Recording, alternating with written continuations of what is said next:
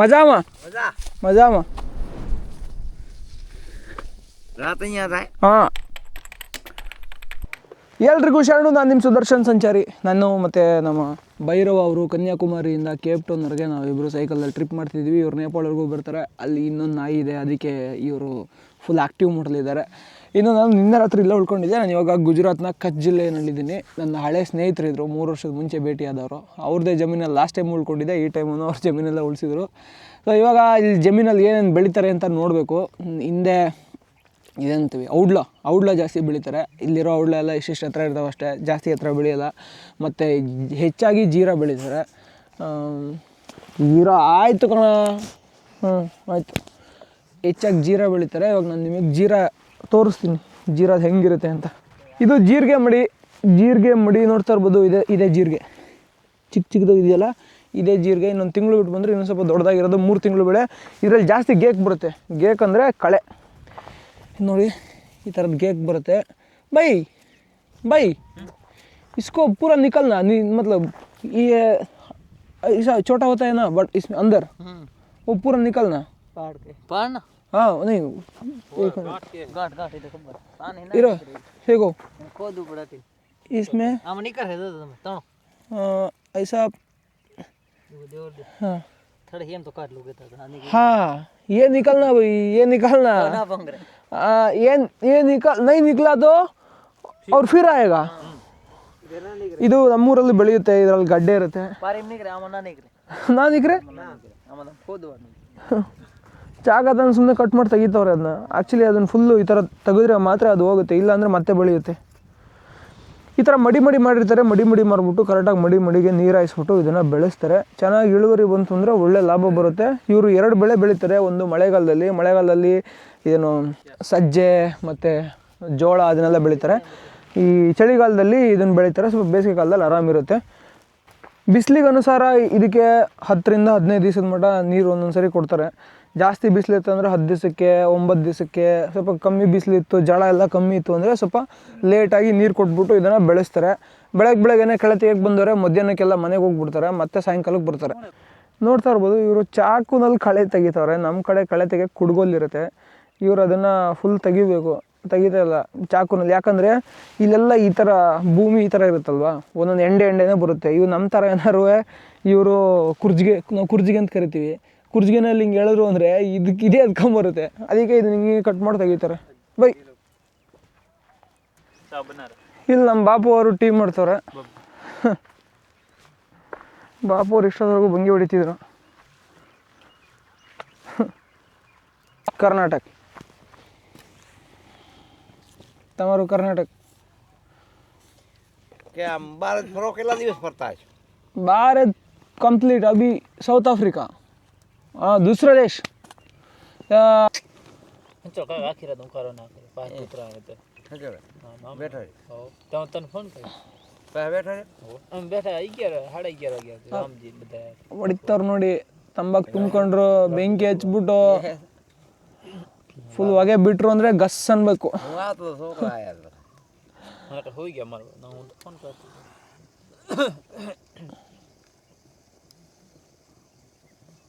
ಹೇಳಿದ್ರು ಈ ಎಳೆದ್ಬಿಟ್ಟು ಬಿಡ್ತಾರೆ ನೋಡಿ.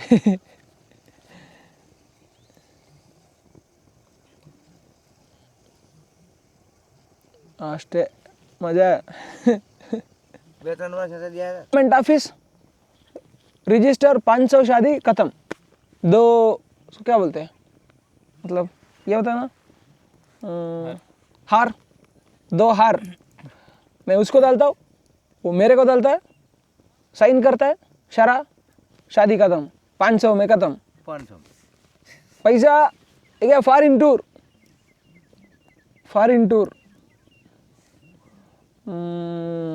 तो 2 दिन का 10 लाख खर्चा करके फ़ायदा नहीं, वेस्ट.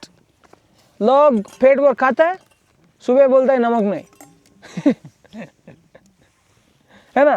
માણસ ખાઈને પછી એમ કે આવું તેવું 10 લાખ પતા દેવાની એના કરતા 500 માં ડાયરેક્ટ કોર્ટ મેરેજ કાંઈ મગજ મારી નહીં. हाँ बस इतना ही, बस 500 में मैरिज करो. પ્રેમજી સમજી પ્રેમજી वो ओ थैंक यू. ओ उसका बताए ઈશ્વર કા બાબા ಓ ಜಾಸ್ತಿ ಬಿಸಿ ಇದೆ. ತಮಾರೋ खेती किती एकर? तमारो खेती किती एकर? तमारो खेती किती एकर? કેટલા એકર? कितला एकर? 35. 35 35 ಎಕರೆ 35 ಅಂದರೆ 35 ಎಕರೆ ಇದೆ ಅಂತ ಇವ್ರ ಜಮೀನು.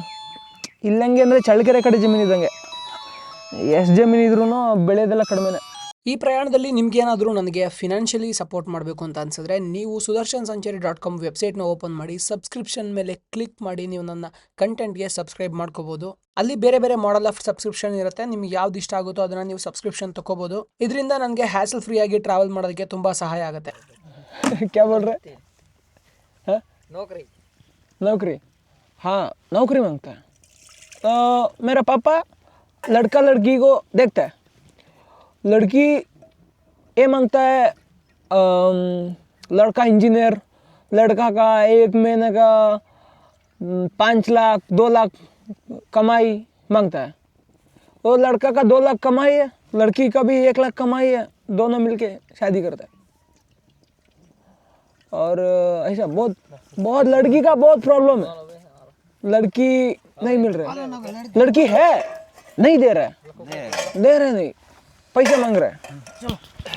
ಇಲ್ಲಿ ಮದುವೆ ಬಗ್ಗೆ ಚರ್ಚೆ ಆಗ್ತಿತ್ತು ಮತ್ತು ಜಮೀನು ಬಗ್ಗೆ ಚರ್ಚೆ ಆಗ್ತಿತ್ತು.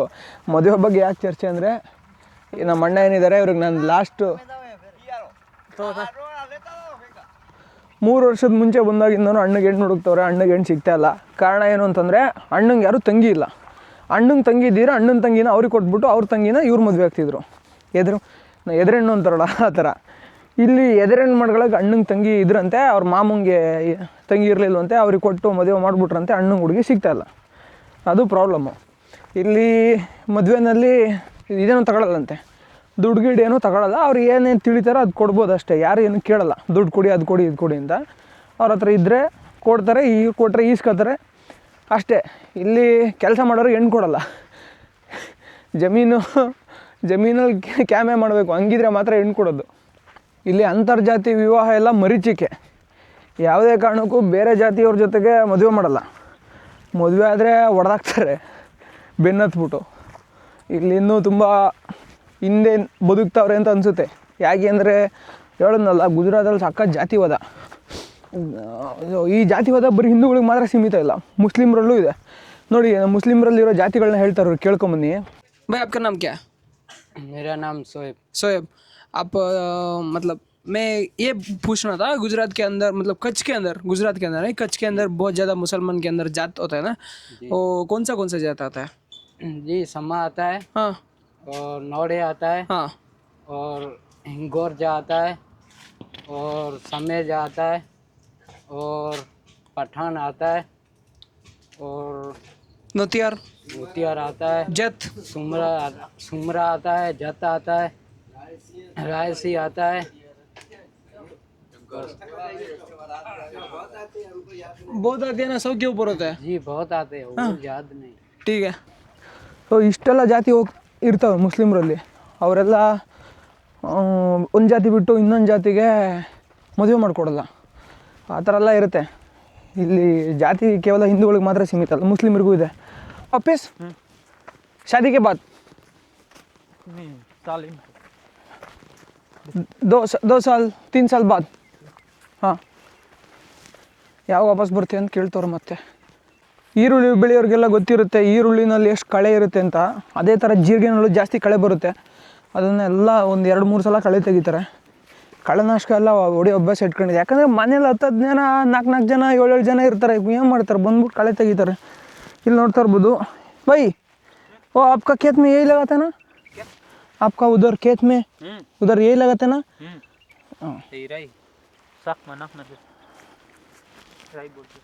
ಇದಕ್ಕೇನೋ ರೈ ಅಂತಾರಂತೆ. ನನಗನ್ಸ್ದಂಗೆ ಇದು ಏನಂತೀವಿ ಸಾಸಿವೆ. ಬಟ್ ಸಾಸಿವೆನೋ ಹೌದಲ್ವ ಅಂತ ಕನ್ಫ್ಯೂಸ್ ಆಗ್ತಿದೆ. ನೋಡ್ರಿ, ಇದು ಸಜ್ಜೆ ಹೊಟ್ಟು. ಮಳೆಗಾಲದಲ್ಲಿ ಇವರು ಸಜ್ಜೆ ಬೆಳೀತಾರೆ. ಅದ್ರದ್ದು ಹೊಟ್ಟಿದು ಸಜ್ಜೆ ರೊಟ್ಟಿ ಯಾವಾಗಲೂ ತಿಂತಾರಲ್ವ, ಅದಕ್ಕೆ ಸಜ್ಜೆ ರೊಟ್ಟಿ ಬೆಳ್ಕೊತಾರೆ ಅಥವಾ ಸಜ್ಜೆ ಬೆಳ್ಕೊತಾರೆ. ಅದರಲ್ಲಿ ಹಿಟ್ಟು ಹಾಕ್ಸ್ಕೊಂಡು ನಮ್ಮಲ್ಲಿ ಹೆಂಗೆ ರಾಗಿ ಮುದ್ದೆನೋ ಇದು ಇರೋದಂಗೆ ಜೋಳದ ಸಜ್ಜೆ ರೊಟ್ಟಿ. ಕರೆಂಟೆ ಹಾಂ ಟೀಕೆ. ಇವ್ರದ್ದು ಇದೆಲ್ಲ ಇಲ್ಲಿ ಹೆಂಗೆ ಕಾಣಿಸ್ತಿರ್ಬೋದು ನಿಮಗೆ, ಕೆಂಪುದು ವೈರ್ ಕಾಣಿಸ್ತಿದೆಯಲ್ಲ ಎರಡೆಲ್ಲ ಕರೆಂಟ್ ಬಿಟ್ಟಿರ್ತಾರೆ ರಾತ್ರಿ ಯಾವುದೋ ನೀಲ್ಗಾಯಿ ಮತ್ತು ಹಂದಿ ಎಲ್ಲ ಬರಬಾರ್ದು ಅಂತ. ಇನ್ನೊಂದೇನೆಂದರೆ ಈ ಭೂಮಿ ಏನಿದೆ, ಈ ಭೂಮಿ ಜಾಸ್ತಿ ಉಪ್ಪು ನೀರು ಹಾಯಿಸಿ ಜಾಸ್ತಿ ಇಳುವರಿನೇ ಬರೋಲ್ಲ ಈ ಭೂಮಿನಲ್ಲಿ. ಮಣ್ಣು ಅಷ್ಟೊಂದು ಅಂದರೆ ಇಲ್ಲಿ ಉಪ್ಪು ನೀರಲ್ವಾ, ಒಂದು 50 ಅಡಿ ಕೊರೆದ್ಬಿಟ್ರೆ ಉಪ್ಪು ನೀರು, 20ರಿಂದ 30 ಅಡಿ ಒಳಗೆ ಸಿಕ್ಕರೆ ಮಾತ್ರ ಸಿಹಿ ನೀರು, ಮಿಕ್ಕಿದೆಲ್ಲ ಉಪ್ಪು ನೀರು ಸಿಗುತ್ತೆ ಇಲ್ಲಿ. ಯಾಕಂದರೆ ಸಮುದ್ರ ಇಲ್ಲೇ ಪಕ್ಕದಲ್ಲಿದೆ, ಮತ್ತು ಈ ಭೂಮಿನೂ ಸಮುದ್ರ ಮಟ್ಟದಿಂದ ಜಾಸ್ತಿ ಹತ್ರ ಇಲ್ಲ, ಒಂದು 15 ಮೀಟ್ರ್ ಇರ್ಬೋದು ಅಷ್ಟೇ. ಮರುಭೂಮಿ ಆಗಿರೋದ್ರಿಂದ ಬರೀ ಇದೇನು ಹೊರ ಬರುತ್ತೆ, ಏನು ಉಪ್ಪು ನೀರು. ಈ ನೀರು ಹಾಯಿಸ್ಬಿಟ್ಟು ಭೂಮಿ ಎಲ್ಲ ಹಾಳಾಗೋಗ್ಬಿಟ್ಟಿದೆ ಇವರು.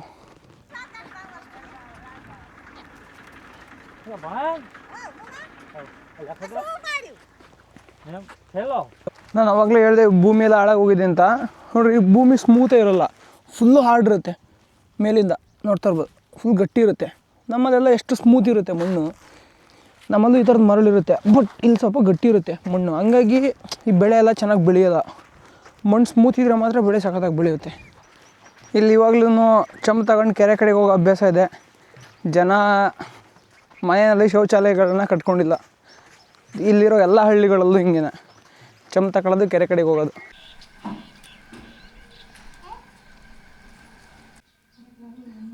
ಏಕೆ ಗೀ ಬೆಳಗ್ಗೆನೆ ತುಪ್ಪ ಮತ್ತು ಬೆಲ್ಲ, ಅದ್ರ ಜೊತೆ ರೊಟ್ಟಿ, ಆಮೇಲೆ ಅದಕ್ಕೆ ಪಲ್ಯನೂ ಕೊಡ್ತಾರೆ ಅನಿಸುತ್ತೆ.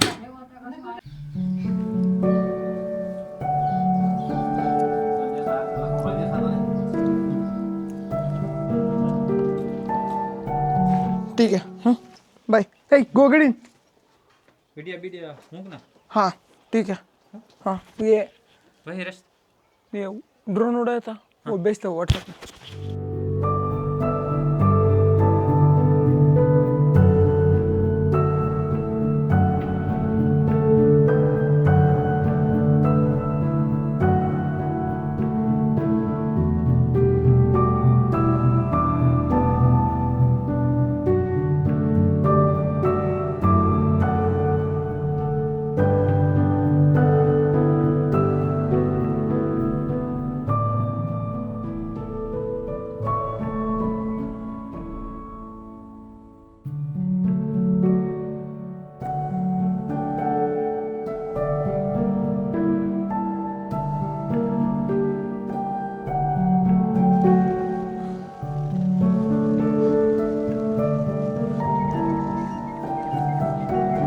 ನನಗೆ ಇಲ್ಲೊಬ್ಬರು ಫ್ರೆಂಡ್ ಇದ್ದಾರೆ, ಅವ್ರ ಹೆಸರು ರಾಮ್ಜಿ ಅಂತ.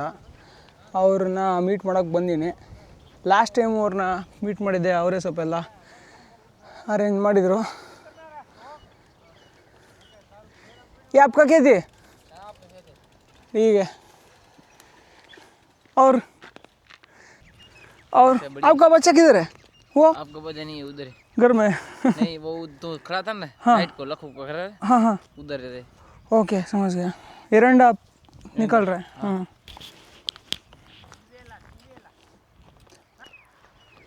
हाँ. और कितना एकड़ है आपका खेती? कितना एकड़ है? 30 एकड़. 30 एकड़. अकेला आप? नहीं, भाई? कितना भाई? 2 भाई है. वो एक तो भंडा से रातनपुर है, उधर पढ़ाई करता है. पढ़ाई करना भाई. पढ़ाई कर रहा है. ये वाला छोटा है ना, हाँ. वो उधर पानी वाला है, दूसरा खेत पे. तीन भाई. बहन नहीं? 2 बहन. दो शादी हो गया? नहीं, 2 की शादी हुई, 2 की नहीं हुई. 4 भाई, 4 बहन, 3 भाई. 4 बहन 3 भाई. 7 आदमी. 7 आदमी. आप सीताराम बोले ना अभी. देखो कैसा होता है. हमारे टाइम ही नहीं मिलता, क्या आएगा. अभी ये वाला है, वो जीरा बीरा काटेगा और दीपावली को और खेल बेर करेगा, वो बारिश हो जाएगा. हमारा काम हो गया. काम हो गया. ठीक है ना. पीछे बड़ा वो बिस्तार. ನೀವು ನೋಡಿದ್ರಿ, ಅವ್ರಿಗೆ 7 ಜನ ಮಕ್ಕಳು ಅವ್ರ ತಂದೆಗೆ.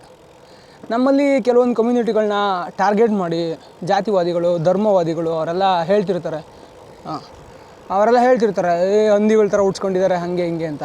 ಬಟ್ ಫ್ಯಾಕ್ಟ್ ಏನಂದರೆ, ಎಲ್ಲೆಲ್ಲಿ ಎಜುಕೇಷನ್ ಇರಲ್ವೋ ಅಲ್ಲೆಲ್ಲ ಇದೇ ಥರ ಆಗುತ್ತೆ. ಹಾಂ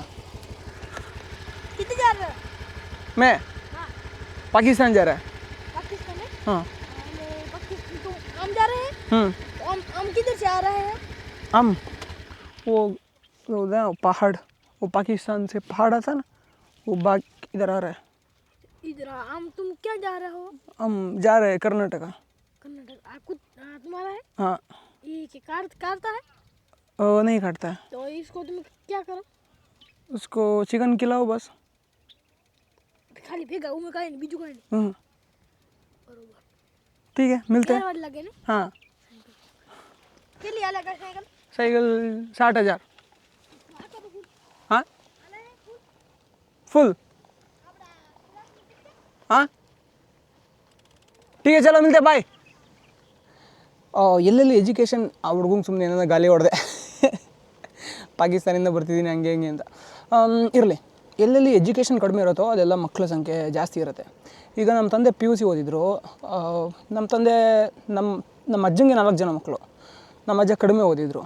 ಅದಾದಮೇಲೆ ಸರ್ಕಾರ ಅರಿವು ಮೂಡಿಸಾದ್ಮೇಲೆ ನಮ್ಮಪ್ಪ 2 ಮಕ್ಳು ಮಾಡ್ಕೊತು. ಈಗ ಮುಂದೆ ಬರೋ ಜನ್ರೇಷನ್ನವರು ಈಗೆಲ್ಲ ಒಂದೊಂದು ಮಕ್ಳು ಮಾಡ್ಕೊತವ್ರೆ. ಸೊ ಇದೆಲ್ಲ ಎಜುಕೇಷನ್ ಮೇಲೆ ಡಿಪೆಂಡ್ ಆಗಿರುತ್ತೆ. ಸುಮ್ಮನೆ ಒಂದು ಕಮ್ಯುನಿಟಿ ಟಾರ್ಗೆಟ್ ಮಾಡೋದು ಇದೆಲ್ಲ ಬರೀ ರಾಜಕೀಯ ಪುಡಾರಿಗಳು ಮಾಡೋ ಕೆಲಸ. ಸೊ ಜನ ನೀವು ಟ್ರಾವೆಲ್ ಮಾಡಿದ್ರೆ ನಿಮಗೆ ಗೊತ್ತಾಗುತ್ತೆ ಇದೆಲ್ಲ ಹೆಂಗೆ ಅಂತ. ಇದೆಲ್ಲನೂ ಹಿಂಗೆ ಜಾಸ್ತಿ ಮಕ್ಕಳನ್ನ ಉಡ್ಸ್ಕೋತಾರೆ. ಅದು ಅವ್ರ ಇಷ್ಟ.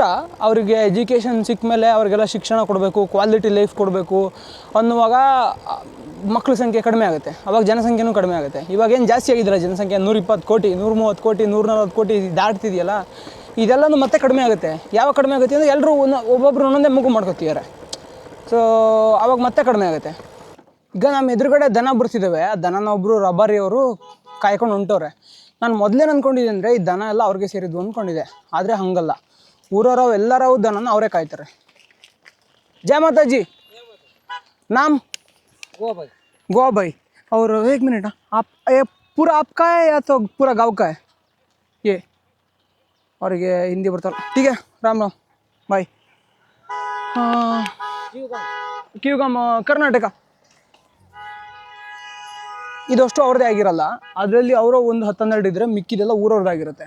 ಊರವರೆಲ್ಲ 1, 2, 3, 4 ಎಲ್ಲ ಇಟ್ಕೊಂಡಿರ್ತಾರೆ. ಅವನ್ನ ಇವ್ರನ್ನೂ ಹೊಡ್ಕೊಂಬರ್ತಾರೆ. ಒಂದು ದನನ 1 ತಿಂಗಳು ಫುಲ್ ನೋಡ್ಕೊಳ್ಳೋಕ್ಕೆ 300 ರೂಪಾಯಿ ಕೊಡ್ತಾರೆ ಇವ್ರಿಗೆ. 10 ದನ ಇದ್ದರೆ 3,000 ರೂಪಾಯಿ, 20 ದನ ಇದ್ದರೆ 6,000 ರೂಪಾಯಿ. ಅವ್ರ ಮನೆಯಲ್ಲಿ ನಾನು ನಿನ್ನೆ ರಾತ್ರಿ ಉಳ್ಕೊಂಡಿದ್ದೆ. ಅವ್ರ ಮನೇಲಿ 4 ಹಸು ಇತ್ತು. 4 ಹಸುನ ಇವ್ರಿಗೆ ಹೊಡೆದು ಕಳಿಸ್ತಾರೆ. ಇವ್ರ ದನ ಕಾಯೋದಕ್ಕೆ ಅವ್ರಿಗೆ 1,200 ರೂಪಾಯಿ ತಿಂಗಳ ಕೊಡ್ತಾರೆ. ಇವತ್ತಿನ ವಿಡಿಯೋನ ಇಲ್ಲಿಗೆ ಮುಗಿಸ್ತಾ ಇದ್ದೀನಿ. ನಾಳೆ ಮತ್ತೊಂದು ವಿಡಿಯೋದೊಂದಿಗೆ ಸಿಗೋಣ. ಎಲ್ರಿಗೂ ಒಳ್ಳೆಯದಾಗಲಿ. ಜೈ ಕರ್ನಾಟಕ ಮಾತೆ.